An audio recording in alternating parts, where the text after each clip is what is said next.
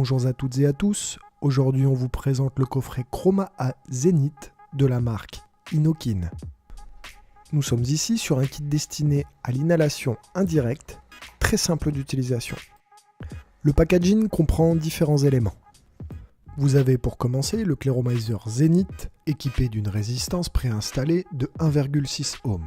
On retrouve également une deuxième résistance de 0,8 ohm si vous préférez davantage de vapeur. La box Chroma, un deuxième drip type 510 en plastique légèrement évasé, un chargeur micro USB USB, quelques joints de rechange, un vape band noir et pour finir une notice d'utilisation. Pour ce qui est des différentes caractéristiques, ce cléromiseur d'une contenance de 4 ml a un diamètre de 24 mm.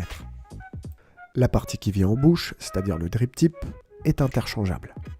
Juste en dessous se situe un top cap rotatif qui permet un remplissage très facile. À la base, nous retrouvons une connectique standard de type 510. Juste ici, le flux d'air réglable qui permet un tirage plus ou moins aérien en fonction de la position. Et pour finir, dévisser la base pour accéder à la résistance, il vous suffira juste de tirer dessus. Passons maintenant à la batterie. Avec une autonomie de 2000 mAh, elle peut vous délivrer jusqu'à 75 watts. Le grip, situé juste ici, permet une très bonne prise en main. Sur la tranche, on retrouve le switch ainsi que le bouton plus et moins qui vous permet par défaut de varier la puissance. Si vous appuyez simultanément sur le switch et le bouton plus, vous pouvez modifier le mode d'intensité de la box.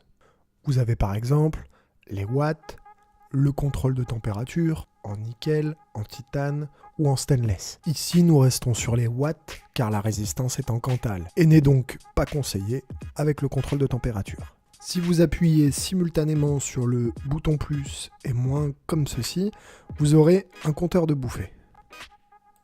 En revanche, si vous restez appuyé sur ces deux mêmes boutons 3 secondes, vous modifierez l'orientation de l'affichage, comme ceci. Lorsque vous allumez la box avec 3 pressions successives, un voyant vous indique l'autonomie restante. Il sera vert en pleine charge, orange en moyenne charge et rouge en basse charge. Pour finir, l'écran est OLED et vous indique la puissance à laquelle vous êtes, ainsi que l'autonomie restante. Pour ce qui est de la mise en route du matériel et de l'utilisation, on reprend notre résistance et à partir de cette étape, on pourra soit l'amorcer en y mettant quelques gouttes de liquide comme ceci, soit directement la changer parce qu'elle est en fin de vie. Quand vous réinstallez la résistance, pensez à bien aligner les petites encoches ici pour éviter tout problème. On revisse ensuite le bottom cap. Pour le remplissage, vous avez juste à pivoter la partie haute afin d'insérer la bouteille. On remplit la cuve. On referme le tout et là vous constatez que ça permet d'ouvrir l'arrivée de liquide à la résistance. Ça évite que celle-ci s'engorge lors du remplissage. Revissez maintenant le réservoir sur la batterie. Une fois que c'est fait, on allume la box avec 3 pressions successives. Avant de prendre les premières bouffées, pensez à respecter les plages d'utilisation de la résistance. En l'occurrence, ça sera entre 10 et 14 watts pour la résistance 1,6 ohm et entre 15 et 18 watts pour la résistance 0,8 ohm.